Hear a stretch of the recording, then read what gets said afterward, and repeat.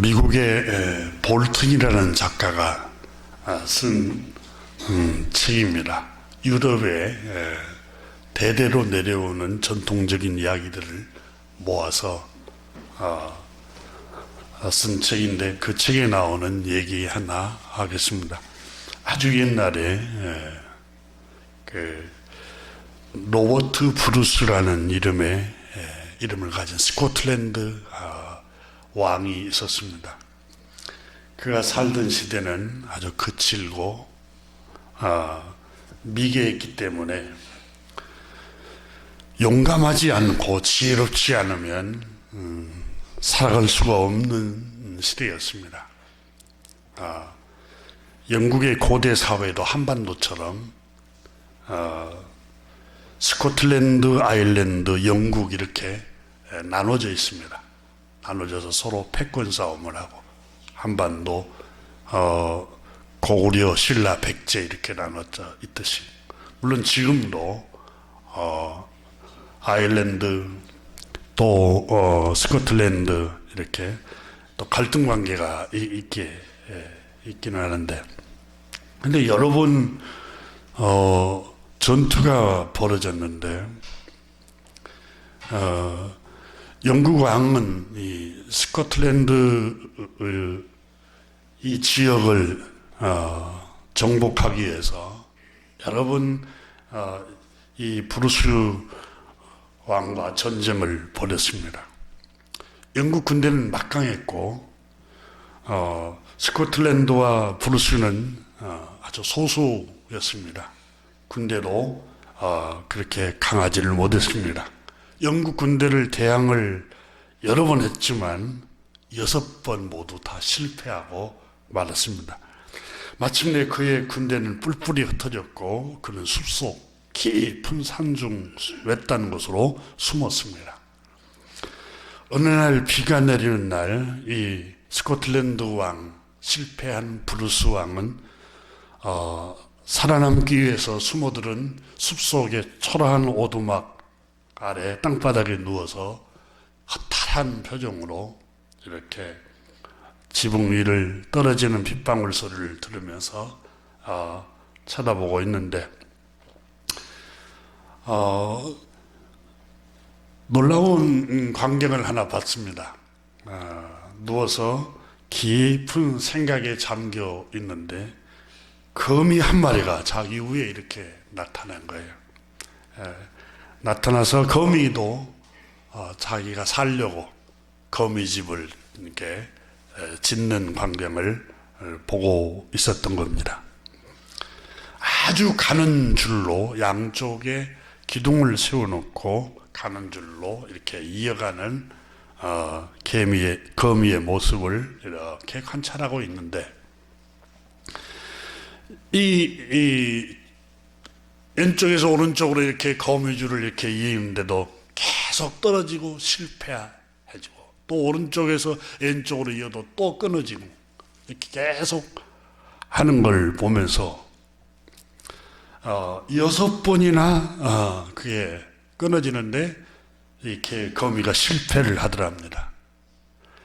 그래서 이 브루스 왕이 혼잣말로 아유, 가엾구나.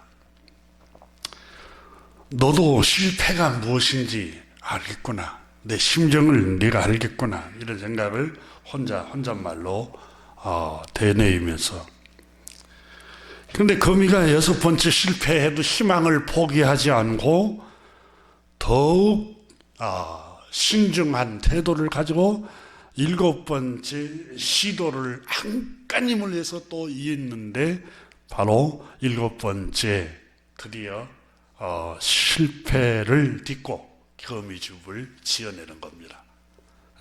이 브루스 왕이 거미 모습을 바라보면서 엄청 절망적인 그 마음을 갖고 있다가 충격을 받습니다. 6번이나 실패했으면 포기할 줄 알았는데 포기를 하지 않고 기필코 그걸 집을 지어내는 거미의 모습을 보면서 이 브루스가 충격을 받으면서 아니 이 곤충인 거미도 포기하지 않는데, 나는 스코틀랜드 왕인데 6번 실패했다고 이렇게 오두막짐 아래에서 절망하며 자포자기하는 자신의 모습을 바라본 거, 자기 자화상을 바라보면서 아니야, 나도 다시 시도해 볼 거야.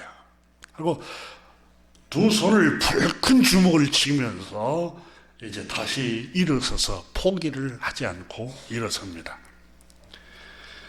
그리고 부하들을 다시 모으기 시작하고 또 전 국민에게 전가를 보냅니다. 스코틀랜드 사람들에게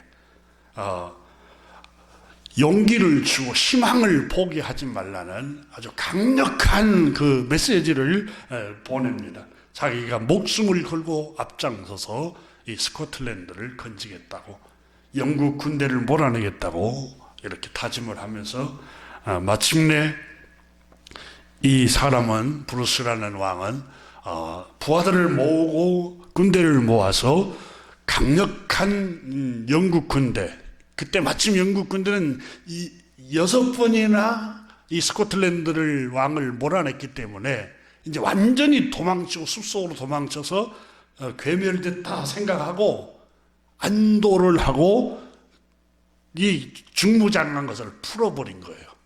그 풀었을 때에 이 브루스가 스코틀랜드 부하들과 군대를 몰고 와서 영국 군대를 밀어붙이기 시작한 거예요. 속수무책으로 영국 군대는 무장 해제를 했기 때문에, 다 풀었기 때문에 후퇴를 거듭하고 이 스코틀랜드에서 다 철수를 해가고, 그래서 마침내 이 영국 왕이 물러가고 스코틀랜드 왕 브루스가 다시 그 왕국을 다시 회복을 시킵니다.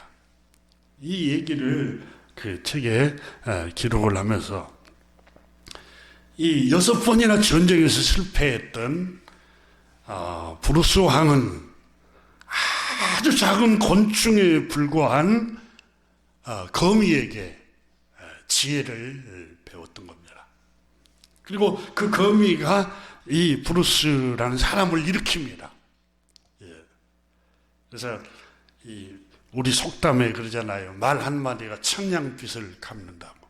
그러니까 우리가 말 한마디에 우리 자녀들에게 용기를 줄 수도 있고 또 희망을 꺼버릴 수도 있습니다. 우리 가정생활에도 마찬가지고요. 그래서 이 우화에서 주는 두 가지 교훈을 하고 있는 것 중에 첫 번째는, 사람은 누구나 넘어지고 실수할 수 있다는 거예요. 한 번도 아니고 2번, 3번 넘어질 수 있어요. 여러분, 어린아이를 낳아서 키워보면 어린아이가 걸음마 하기 전에 얼마나 많이 넘어집니까? 여러 번 넘어지잖아요. 한두 번 넘어졌다고 너 틀렸어 임마, 너는 걷는 거 틀렸어, 그만해, 그럽니까? 부모는, 아버지 어머니는 끝까지 끊임없이 넘어져도 다시 일으켜서 다시 시도를 합니다. 다시 시도를 시키고 다시 훈련을 시킵니다. 여러분, 우리가 가정생활 하면서 얼마든지 실수할 수 있습니다. 아내도 실수하고 남편도 실수하고 처음 살림을 하는데 얼마든지 실수할죠. 여러분, 처음 김치를 담는데 김치가 실패할 수 있죠. 얼마든지, 김치뿐만 아니죠. 남편 역할, 아내 역할, 처음인데 어떻게 잘할 수 있어요? 실패할 수 있죠. 또 얼마든지 직장생활 실패할 수도 있고 넘어질 수 있습니다. 이 넘어지고 실패한 것 때문에 너무 좌절하지 마세요. 이 얘기 속에는 그 교훈이 들었어요. 그런데 하나님의 말씀에, 여러분, 의인은 6번 넘어져도 7번째 일어선다, 이렇게 하나님의 말씀에 기록이 되고 있어요. 여기 의인은, 하박국에는 무슨 우리가 생각하는 윤리적으로 도덕적으로 의로운 사람을 말하는 게 아니라 하박국에는 믿음으로 사는 사람은 의인이다 그랬어요. 믿음으로 사는 사람. 그러니까 여러분, 의인은 6번 넘어져도 하나님의 말씀을 믿는 의인들은 6번씩 실패할 수 있어요. 근데 7번째 다시 또 일어서고 시도해보라고 성경은 우리에게 가르치고 있습니다. 그래서 우리는 누구든지 실패하고 넘어질 수 있어요. 그걸 너무 정죄하고 너무 그걸 나는 실패한 사람이야 하고 자기 자신을 자학하고 학대하면 안 돼요. 넘어질 수 있죠. 다시 일어서면 됩니다. 다시 시작하면 되고 그걸 하나님께서는 우리에게 말씀해 주고 있어요. 여러분, 시편 기자는 내 영혼아 어찌하여 낭망하며 내 속에서 불안하여 하는고 너는 하나님을 바라봐라. 여러분, 자기 영혼에게 너 어째서 그렇게 낭망하고 어째서 그렇게 절망하느냐. 자기 영혼을 책망하면서 너 하나님을 바라봐. 이렇게 교훈하는 것을 시편 기자, 영감 있는 하나님의 사람들을 봅니다. 교우 여러분, 우리는 자기 영혼에게 말을 해야 돼요. 너 어떻게 낭망해? 너 왜 자포자기해? 왜 너 자신을 자학하는 거야? 하나님은 7번째 다시 일어설 수 있다고 말씀하셨어. 모두가 정죄를 해도 우리 주님은 너를 품으러 오셨어. 나는 의인을 부르러 온 게 아니라 죄인을 부르러 왔다고 주님 말씀하셨어요. 넘어진 사람들, 실패한 사람들에게 주님께서 용서하고 용기를 주고 일으켜 세우시려고 주님이 오신 거예요. 가정이 왜 있습니까? 전도서 4장에 말씀하잖아요. 한 사람이면 따숩지 않거니와 두 사람이면 따뜻하다고 그랬어요. 한 사람이면 동무가 넘어지면 일으킬 사람이 없거니와 두 사람이면 일으켜 줄 사람이 있어요. 가정이 왜 있습니까? 가정은 여러분, 넘어질 때 일으켜 세워주는 게 남편이고 아내고 아버지고 어머니고 아들이고 딸입니다. 이게 가정이에요. 그래서 너무 정죄하지 마세요. 실패할 수 있죠. 우리 사회가 얼마나 경쟁사회입니까? 1등만 어떻게 해요? 5천만이 넘는데 1등 하는 게 이상한 생각이죠. 못하는 게 정상입니다. 지극히 정상이에요. 이 우화에서 이야기해서 주는, 우화가 아니라 실제 있었던 얘기인 것 같아요. 이 얘기가 주는 게 생물인 곤충에 불과한 거미에게도 배울 수 있는 좋은 지혜가 있다는 겁니다. 아무리 하찮은 그 곤충에게도 배울 수가 있어요. 여러분, 그래서 우리는 서로 존중해야 돼요. 무시하면 안 돼요. 아무리 여러분 눈에 보기 하찮게 보이고 무식하게 보이고 없이 보이지만 하나님이 넣어놓은 지혜가 각자 다 있습니다.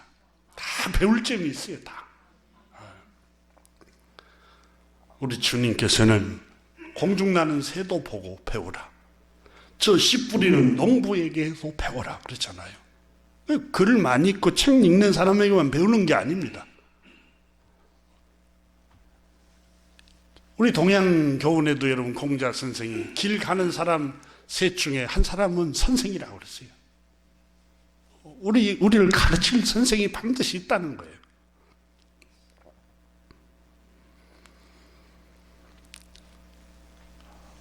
우리는 유대인들에게서 배워야 합니다. 오늘 본문에 그들이 하나님께 열심을 가진 백성들이었지만 구원을 받지 못했습니다. 그걸 교훈을 삼고 그걸 배워야 합니다. 그들은 어째서 복음을 들었음에도 불구하고 들리지 않았을까요? 왜 하나님께 가장 열심을 내었던데, 가장 열성적으로 하나님께 충성을 바쳤던 백성들인데 왜 구원에 이르지 못했을까요? 배워야 합니다.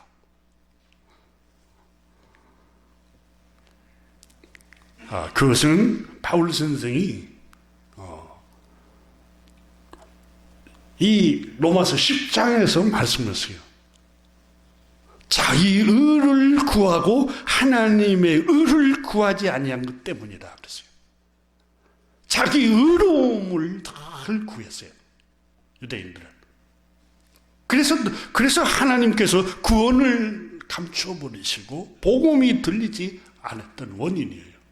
자기 의를 늘 마음속에 자기 품고 있었던 겁니다.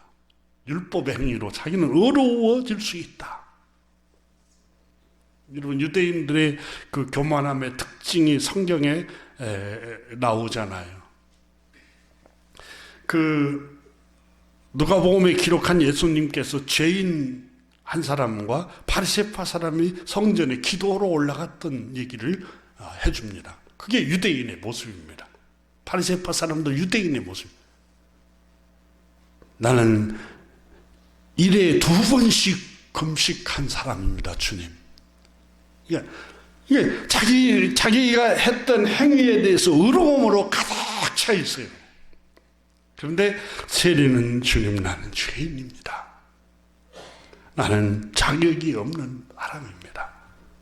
그런 사람에게는 주님이 구원의 은혜를 부어주셨고, 자기 의로 가득 찬 사람에게는 하나님이 복음을 눈이 열리는 은혜를 주시지 않는 거예요.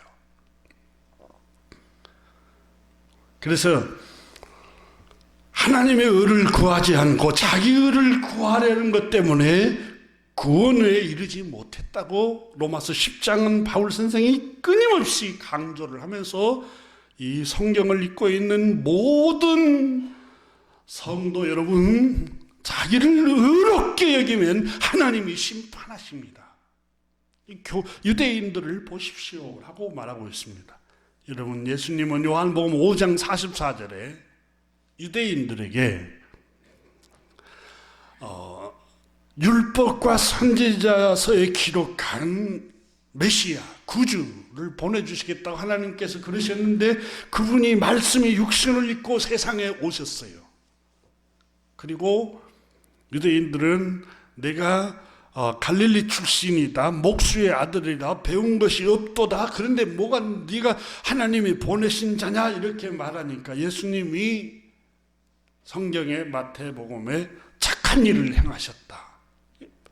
배고픈 사람에게 먹을 걸 주고, 병든 사람을 치료하고, 넘어져서 울고 죄책감에 빠져 있는 사람을 정죄하는 사람들을 돌로 치려고 하는데 다 정죄하지 못하도록 그들을 감싸 안으시고 착한 일을 행하시잖아요. 죽은 자를 살리시고 눈먼 자에게 눈을 뜨게 하시고. 그래서 예수님 그랬잖아요. 너희가 나의 외모 때문에 못 믿겠거든, 나의 출신지 때문에 못 믿겠거든, 내가 하는 일을 보고 믿으라. 내가 하는 일을 보고 믿으라. 내가 착한 일, 선한 일, 하나님이 보내신 열매를 보고 믿으라 그랬잖아요. 열매를 보고. 그래서 그럼에도 불구하고 유대인들은 믿지 않습니다. 바알세불 들렸다, 귀신 들렸다.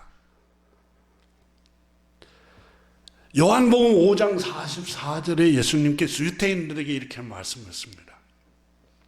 너희가 서로 영광을 취하고, 사람에게서 서로 영광을 취하고 유일하신 하나님께로부터 영광을 구하지 아니하니 어찌 나를 믿을 수 있느냐. 자기 영광을 구하고 늘 사람 앞에서 자기 의로움을 나타내고 자기 영광을 나타내려고 하고 사람에게 늘 자기를 드러내려고 하는 그 마음으로 가득 차 있는데, 어떻게 하나님께서 나를 보내신 분이라는 사실을 믿을 수 있겠느냐. 그러니까 유대인들의 눈을 가리운 것은 서로 영광을 구하는 것 때문에 그렇습니다. 영광을 구하는 것 때문에. 바울 선생님은 유대인들은 자기 의를 구했던 것이 눈을 어둡게 했다. 자신을 어렵게 생각하니 마음이 어두워졌다는 겁니다. 여러분 그 로마서 10장을 한번 보십시오. 이 3절을 보면 하나님의 의를 모르고 자기 의를 세우려고 힘써 하나님에 의해 복종하지 아니하였느니라. 자기 의로움, 율법의 행위로 자기가 의로워질 수 있는 그 의로움을 다 내세우려고 하다가 결국은 복음이 들리지 않는 거예요. 그래서 주님께서 마태복음 5장에 심령이 가난한 사람 복이 있다. 천국이 저희들의 것이며 심령이 가난해야 복음이 들린다는 겁니다. 오늘 로마서의 바울 선생은 자신을 어렵게 생각하면 마음이 어두워지고 그 자체가 교만함이고 마음이 굳어진 거라고 말씀을 하고 있습니다. 본문 로마서 11장에서 유대민족 사람들은 자기 하나님의 의를 구하지 않고 자기 의를 구하려는 것 때문에 구원에 이르지 못하였다.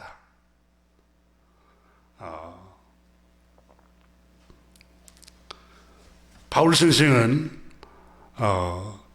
이 점을 계속해서 지적을 하고 있는 것입니다. 오늘 본문에 구원은 율법의 행위의 의로움으로 이룰 수가 없습니다. 이미 창세 이후에 제가 주일마다 로마서가 강조한 부분을 같이 강조하고 있습니다. 이미 인간은 전적으로 부패해 있고 타락해 있다는 거예요. 인간의 스스로는 율법을 아무리 율법의 행위로는 의로움, 하나님의 의에 이를 수가 없어요. 그래서 하나님께서는 율법은 우리에게 말씀하려고 하는 게 우리의 현 주소, 너 이러이런 주소에서 살고 있잖아. 인간의 상태, 너 이런 상태에 있어. 너는 죄에 빠져 있고 죄값은 사망이고 주어지고 영원한 심판이야. 이 율법이 우리의 상태를, 현 주소를 알려주고 있습니다. 이 죄에서 구원할 자는 오직 하나님의 긍휼뿐이야. 하나님의 자비와 하나님의 사랑이 아니고는 불가능해. 이게 율법서가 우리에게 주어 있는 교훈입니다. 그리고 이 하나님의 사랑, 하나님의 긍휼하심만이 이 죄에서 우리를 구원하실 수 있는데, 하나님의 사랑이 바로 당신의 죄 없으신 하나님의 아들을 세상에 보내서 우리를 의롭게 하실 거야. 그분이 우리의 죄값으로 대신 형벌을 십자가에서 피 흘려 죽임을 당하시고 우리의 죄를 다 속량하시고 그분이 우리의 죄를 다 짊어지실 거야. 율법이 말하고 있는 거예요. 너 힘으로는 안 돼. 누구든지 하나님의 사랑으로 보내주신 그 아들을 구주로 믿으면 아무 차별 없이 죄 용서함을 해주시고 의롭다고 인정해 주시고 하나님 자녀가 되는 권세를 주실 거야. 이게 복음입니다. 이게 복음. 이스라엘 백성들은 율법을 통해서 이 놀라운 사실을 깨닫지를 못했어요. 율법을 통해서 내가 의로워질 수 있어, 의로움에 이를 수 있어, 그리고 율법대로 자기들이 어느 정도로 살고 율법을 알지 못하는 사람들은 다 정죄를 하고 어마어마한 자기 의의 교만에 빠져서 복음을 듣지 못한 겁니다. 지금 바울 선생은 그 얘기를 11장에서 합니다. 그래서 이스라엘 백성들이 버림을 받은 이유가 바로 자기를 의롭게 생각한 교만함 때문에 복음을 듣지 못하고 구원에 이르지 못하고 다 버림을 받았습니다. 그러나 11장에서 그렇다고 다 버리셨습니까? 아닙니다. 그래요. 11장에서 유대인들을 그렇다고 다 버리셨느냐? 그럴 수 없느니라. 1절에 그러잖아요. 나 같은 사람도 하나님께서 회심을 시키고 구원에 이르게 하셨습니다.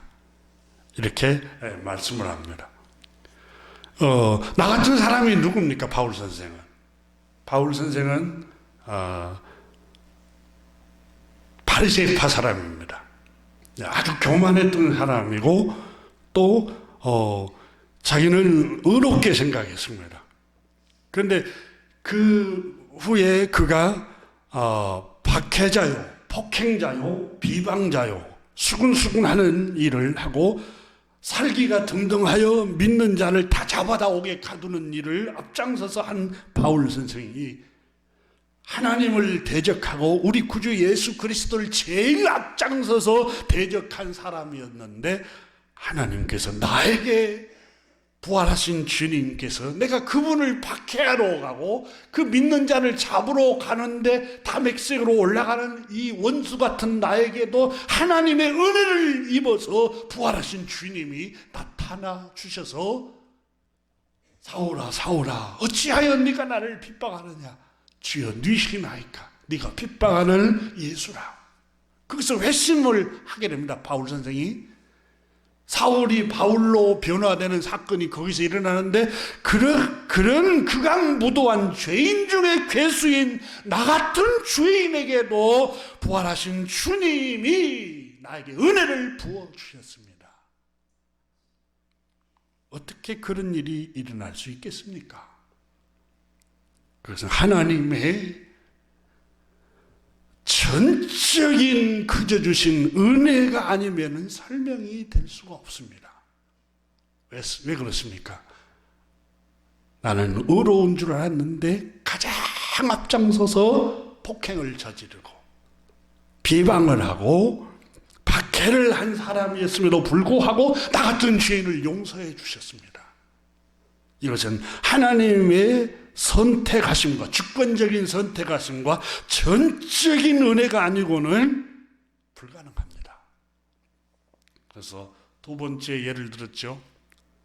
엘리야를 생각해 보십시오. 지난 시간에도 잠깐 언급했습니다만은 엘리야는 여러분이 잘 안 것처럼 바알 선지자들 800명 아세라 선지자들과 싸워서 승리하잖아요.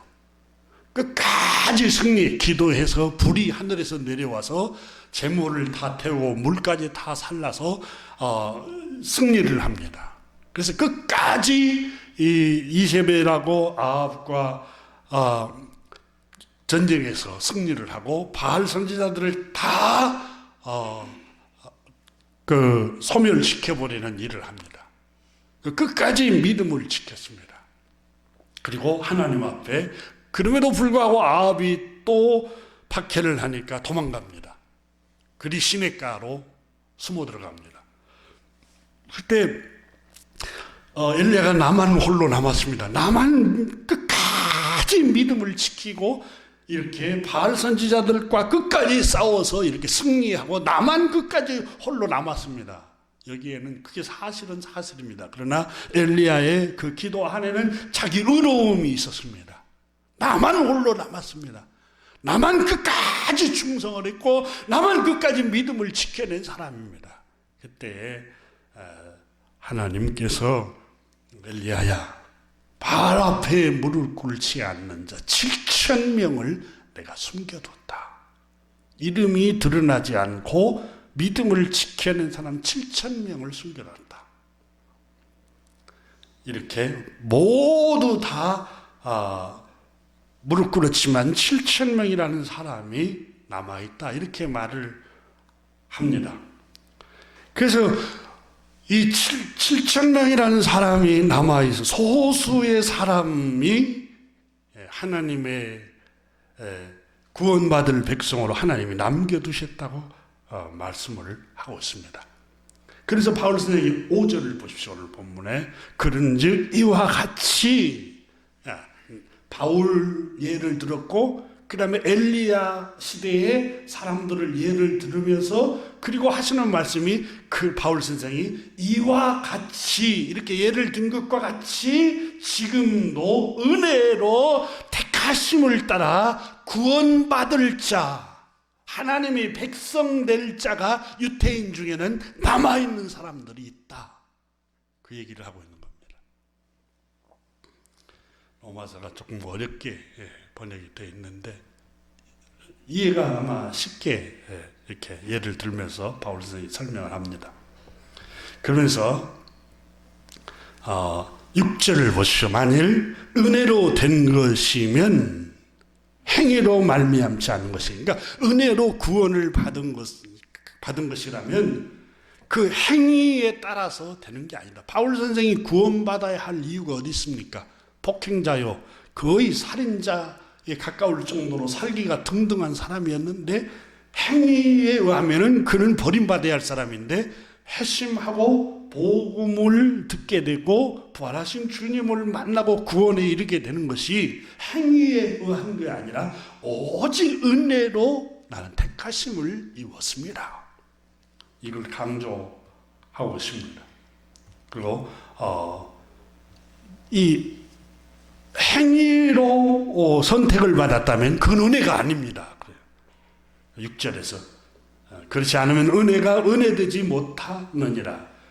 행위에 의해서 선택받았다면 은혜가 아닙니다. 그 말이에요.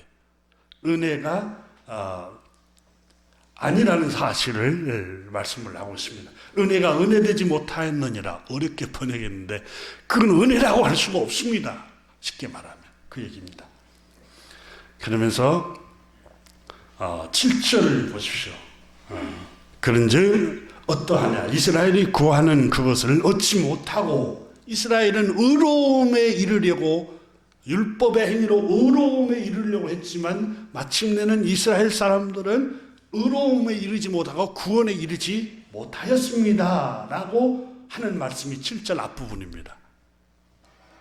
그리고 오직 택하심을 입은 자가 얻었고, 그 말은 하나님이 선택한 사람이 유대인 중에 회심을 하고 구원에 이르렀습니다. 그러니까 구원은 하나님의 선택, 하나님의 주권이고 하나님의 전적인 은혜입니다. 이걸 강조하고 있는 거예요, 바울 선생께서. 그러면서 택하심을 입지 못한 사람들, 다른 말로 말하면 유대인 중에 자기 의로움을 추구했던 사람들, 그 사람들을 7절에서 그 남은 자들은 그 말이에요. 그러니까 7절 보세요. 7절을 보시면 오직 택하심을 입은 자가 얻었고 구원을 누가 입었느냐? 하나님의 전적인 주권에 의해서 은혜로 선택함을 입은 사람들이 얻었습니다. 근데 그 남은 자는, 얻지 못한 사람들은 그 말을, 그 남은 자는, 하나님의 은혜를 입지 못한 사람들은 우둔하여졌느니라 이렇게 말씀합니다. 대부분 하나님의 은혜를 입지 못한 유대인들은 다 우둔해졌다. 이 말은 눈이 어두워졌습니다. 마음이 어두워졌습니다. 마음이 완악해졌습니다. 이 원문에 이 헬라 말의 그 의미를 지니고 있습니다. 그 얘기를 7절에서 말씀을 하고 있습니다. 이스라엘 사람들은 하나님의 의를 모르고 자기 의를 세우려고 했기 때문에 그들이 구하는 바 하나님의 의로움에 이르지 못하게 됐습니다. 그러면 누가 하나님의 의로움에 이르게 되었습니까? 오직 하나님께서 보내주신 구주 예수 그리스도 외에는 내 힘으로는 구원에 이를 수 없고 죄 용서함을 받을 수 없고 하나님의 구원에 이를 수가 없는 비천한 사람입니다. 예수 그리스도 하나님의 사람, 하나님이 보내주신 구주밖에 희망이 없습니다 라고 예수 그리스도를 바라보고 구주를 바라보고 구주를 믿는 사람만이 하나님의 의로움에 이를 수 있습니다. 이게 바울 선생이 본문에 강조하고 있습니다. 구원은 오직 하나님이 거저 주시는 은혜입니다. 이걸 바울 선생이 지금 강조를 하고 있습니다. 그래서 오늘 성경에 함께 나누려고 하는 말씀은 이 7절 말씀 가운데 남은 자들은 우둔하여졌느니라 이 부분입니다. 하나님의 은혜를 입지 못한 사람, 하나님의 은혜로 선택을 받지 못한 사람들은 마음이 우둔하여졌다. 그 남은 자들이 7절 보십시오. 우둔하여졌느니라. 이 우둔하여졌다라는 말씀은 이 우둔하여졌다라는 성경의 원문 그대로 헬라말로 포로라는 단어를 썼습니다. 우둔해졌다라는 포로라는 단어입니다.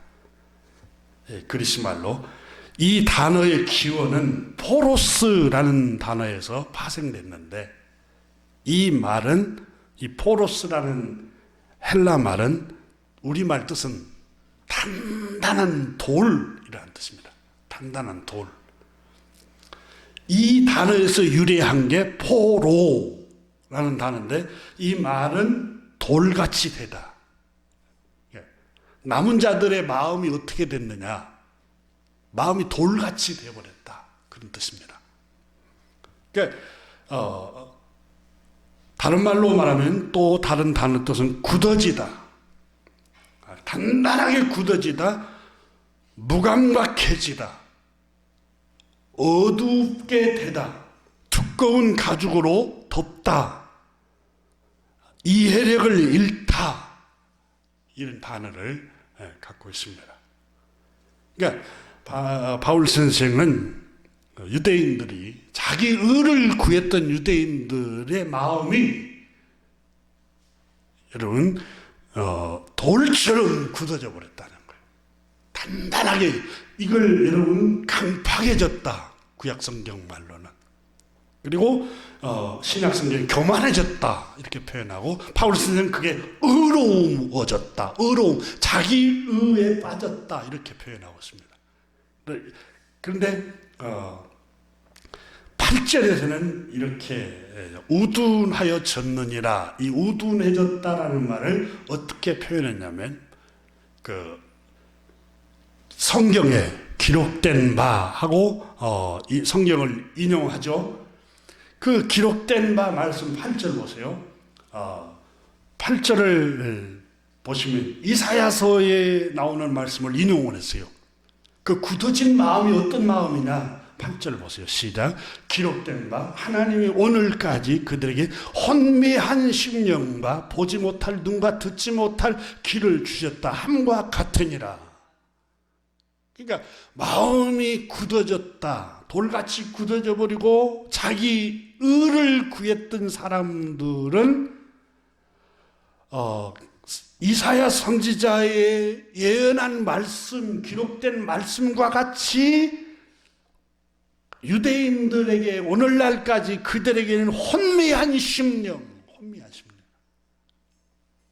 이 보이지를 않는 거예요. 안개 껴가지고 이 구세준지, 이게 귀신 들린 바알세불 왕 귀신 들린 사람인지 이분이 하나님의 아들 영광의 하나님께서 보내신 그 구주이신 그 영광의 구주이신지 혼미한 거예요. 안 보이는 거예요. 목수의 아들로 보이고 유대인들에게는 배운 것이 없는 천박한 사람으로 보이고 그러니까 이게 혼미한 마음이 그들에게 마음이 덮여져 있는 거예요. 왜 그러냐? 자기를 어렵게 생각하니까 그래요. 오늘날도 마찬가지예요, 여러분. 자기를 어렵게 생각하면 다 안 보입니다, 다른 사람들. 여러분, 통치자가 자기를 어렵게 생각해 보세요. 백성은 안 보여요. 모든 게 자기 마음이에요. 지도자도 마찬가지죠. 여러분, 가정의 아버지도 마찬가지고 엄마도 마찬가지고 어디에서든지 여러분 자기를 어렵게 여기면 그때부터서 여러분 객관성을 잃어버립니다. 다시 말하면 지혜를 잃어버려요. 지혜를. 여러분 깊이 내려가야, 산에서 깊은 골짜기로 내려가야 샘물을 맛볼 수 있잖아요. 높은 데서는 생수를 맛볼 수가 없어요. 깊이 내려간 낮은 골짜기에 내려가야 그 골짜기에는 생수를 발견할 수가 있지요. 이 하나님의 생수 같은 이 음성을 듣는 방법이 뭐냐면 자기를 비워야 됩니다.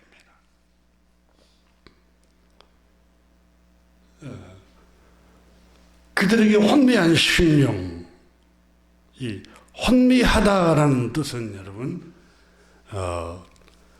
의식이 흐린 상태, 국어사전에 이렇게 나옵니다. 의식이 흐린 상태. 못 알아봐요.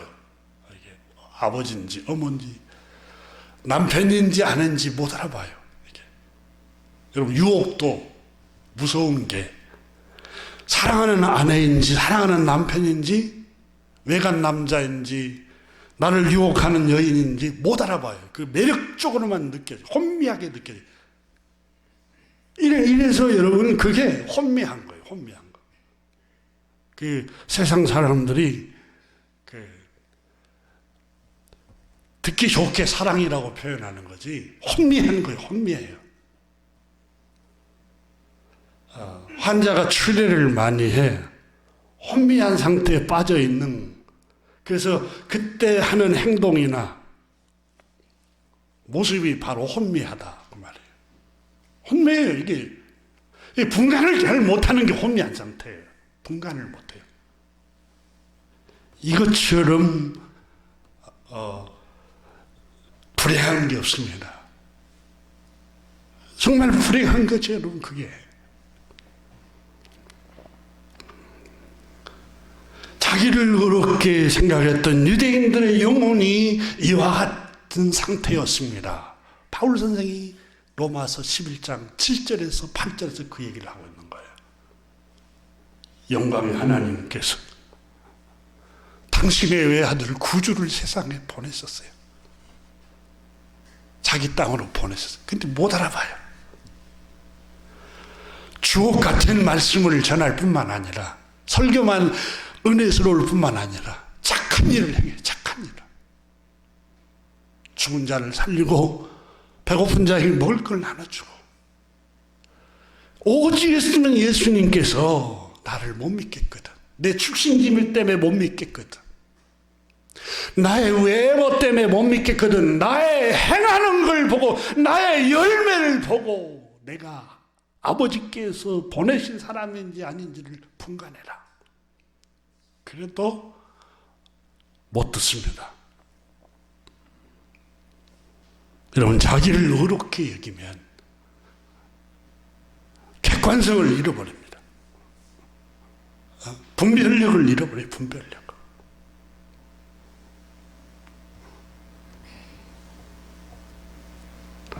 흙탕물의 물속에 있는 물고기, 돌, 모래는 보이지 않습니다. 맑은 물에는 물고기나 물속에 굴러다니는 돌이 환하게 보입니다. 마음에 욕심을 품고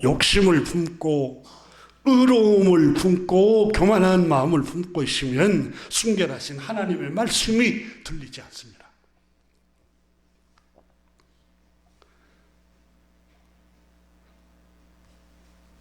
그래서 예수님께서는 어린아이같이 되지 아니하면 천국의 말씀이 들리지도 않고 보이지도 않고 천국에 들어갈 수도 없다 그랬어요.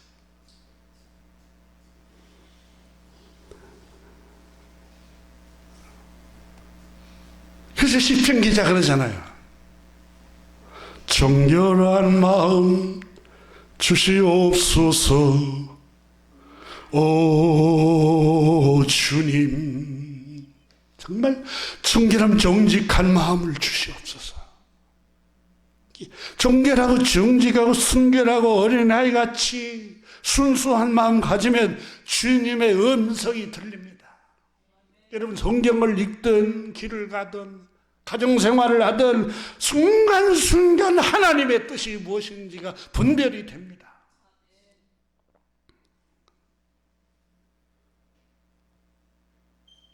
마태복음 11장에서 25절에 마태가 예수님께서 하신 말씀을 이렇게 기록했습니다. 그때 예수께서 대답하여 이르시되 천지의 주제이신 아버지여, 이것을 지혜롭고 슬기 있는 자들에게는 숨기시고 어린아이들에게는 나타내심을 감사하나이다. 자기를 똑똑하다고 생각하고 의롭다고 생각하는 사람들에게 천지의 주제이신 아버지여, 자기를 슬기롭게 여기고 지혜롭다고 여기는 사람들에게는 이 천국 비밀을 숨기신 것이 아버지의 뜻입니다. 옳소이다. 마태복음 11장 25절에 옳소이다 이렇게 된 것이 아버지의 뜻이나이다. 자기를 의롭게 여겼던 유대인들에게는 하나님의 뜻을 숨겨버린 겁니다. 이게 심판입니다. 심판.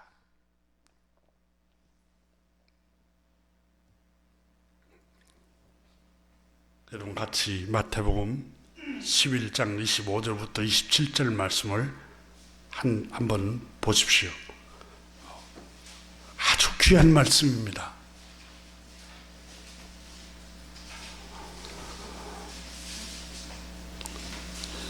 11장 25절 한번 읽어보죠.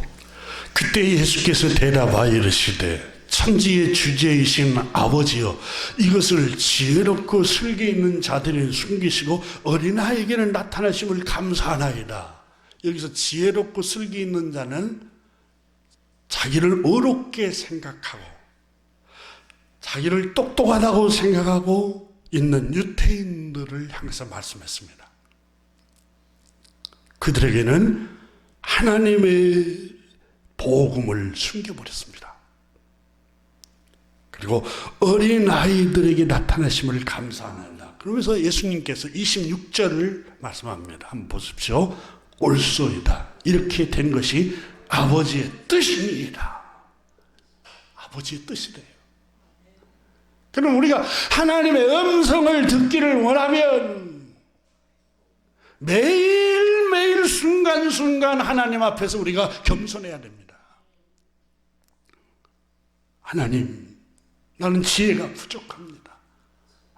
주님, 나는 앞날을 알 수가 없습니다. 주님, 나에게 지혜를 주시고 나를 인도해 주세요. 늘 주님께 우리가 은혜를 구해야 됩니다. 27절 보세요. 내 아버지께서 모든 것을 내게 주셨사오니 아버지 외에는 아들을 아는 자가 없고 아들과 또 아들의 소원대로 계시를 받는 자 외에는 아버지를 아는 자가 없느니라. 그런데 복음을 믿지 아니하고 하나님께서 보내신 구원자이신 예수 그리스도를 믿지 아니하는 이스라엘 백성들, 유대인들에게 예수님께서 하신 말씀이 요한복음에도 그렇게 똑같은 말씀을 예수님께서 하셨죠. 예수께서 이르시되 내가 심판하러, 요한복음 9장에 보면 39절 이하에 내가 심판하러 이 세상에 왔으니 보지 못하는 자들은 보게 하고, 여러분 자기를 주님 나는 죄인입니다. 나는 비천합니다. 나는 의가 하나도 없습니다. 나는 앞을 분간을 잘 못합니다. 이 보지 못하는 자들은 보게 하고, 겸손한 사람들은 그 말입니다. 겸손한 사람들은 보게 하고 보는 자들은 맹인이 되게 하려 합니다. 이때 여러분 요한복음 9장에 바리새인들이 유대인들이 예수님을 가리켜서 나는 그가 죄인인 줄 아노라 죄인 취급을 했어요. 예수님을. 그래서 자기를 어렵게 생각하고 자기들을 바리새파 사람으로서 하나님을 가장 열심으로 섬겼고 그들에게는 율법이 있고 그들에게는 율법대로 준수하며 살았고 선생 노릇을 하고 이런 앞을 인도하는 인도자 같은 사람, 보는 자들과 같은 삶을 살았는데 하나님이 보는 자들은 맹인이 되게 하렵니다. 구세주가 앞에 있어도 죄인인 줄 아노라 하고 취급해버립니다. 이게 맹인이 뭐겠어요? 그래서 예수님께서 바리새인이 이렇게 말하죠. 40절에 요한복음 9장 40절에 바리새인 중에 예수와 함께 있던 자들이 이 말씀을 듣고 이르되 우리도 맹인인가? 우리가 맹인이란 말인가? 이렇게 대답을 하니까 예수께서 이르시되 너희가 맹인이 되었더라면 죄가 없으려니와 차라리 앞을 못 보는 맹인이 되었더라면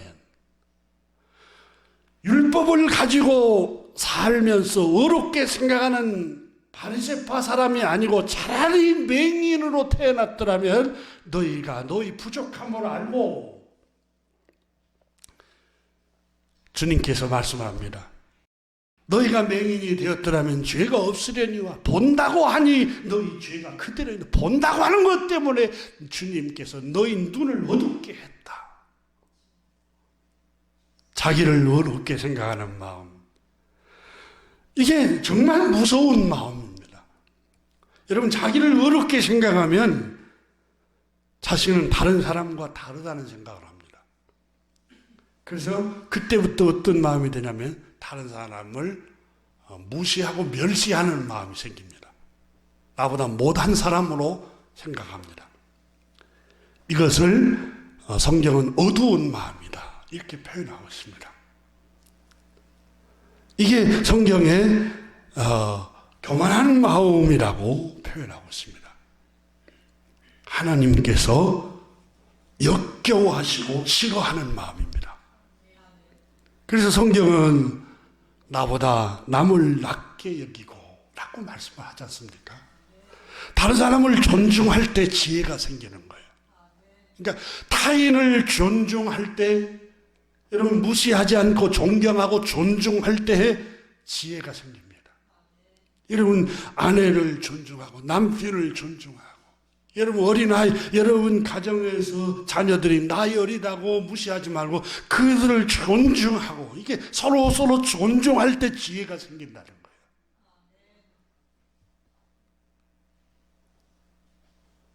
우리 서로 성경은 바울 선생은 우리에게 말씀하고 있습니다. 이제 11장 저 뒷부분에 가면 유대인들에게 말고 이방인들에게 은혜로 구원을 받는 이방인들에게 당부합니다. 너희가 은혜로 구원받은 것 때문에 유대인들이 구원을 받지 못하고 우리가 하나님의 백성이 됐어 라고 마음에 높은 마음을 품으면 어려운 마음 품으면 너희도 하나님이 찬란해버릴 것이다. 원가지도 하나님이 유대인도 구원해서 찬란해버렸던 것처럼 너희도 우쭐한 마음, 높아진 마음, 어려운 마음을 품으면 너희도 가차없이 하나님이 찬란해버릴 거야.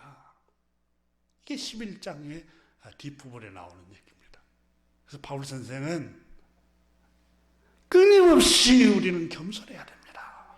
그걸 강조하고 있는 거예요. 복음은 겸손한 사람에게 들립니다. 하나님의 은혜는 겸손한 사람에게 흘러들어갑니다. 하나님의 축복도 겸손한 사람에게 흘러들어갑니다. 계속해서 말씀하고 있습니다.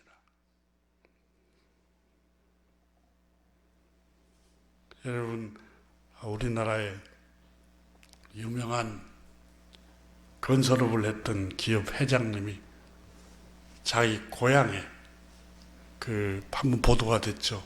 고향 시골 자기 동창들에게 1억 넘게 다 나눠줬다고. 여러분 우리 같으면 할 수 있겠어요? 하나님이 정말 그릇이 큰 사람인 것 같아요. 부자들 가운데는 다 그렇진 않지만 부자 될 만한 그릇이 되니까 하나님이 이렇게 부어주시기도 한가 봐요. 그릇이 넓은 마음 갖고 있죠. 겸손한 마음 갖고 있잖아요. 내가 잘해서 내가 한 게 아니라 네가 옆에 있어줘서 내가 오늘 있었고, 네가 나의 친구가 되어줘서 오늘 내가 이렇게 설 수 있었어. 이런 감사 표현을 한다는 게, 여러분, 이게 겸손입니다. 겸손이. 주님께서는 신약성경에 계속해서 강조한 게, 하나님은 교만한 자를 물리치시고 겸손한 자에게 은혜를 주신다 하였느니라. 교회 여러분, 우리 서로 겸손합시다. 자신보다 상대방을 더 낮게 여기고 존중하는 마음 가집시다. 제일 먼저 가정에서부터 그렇게 하십시오. 가정에서부터서 여러분, 남편을 무시하지 말고 아내를 무시하지 말고 서로 존중하십시오. 똑같은 인격입니다. 그리고 여러분 자녀들, 여러분 부모님도 나이 들었다고 너무 무시하지 말고, 여러분 자녀들 너무 어리다고 경험이 없다고 무시하지 말고 존중하십시오. 그것이 지혜라고 오늘 본문을 가르치고 있습니다. 주님,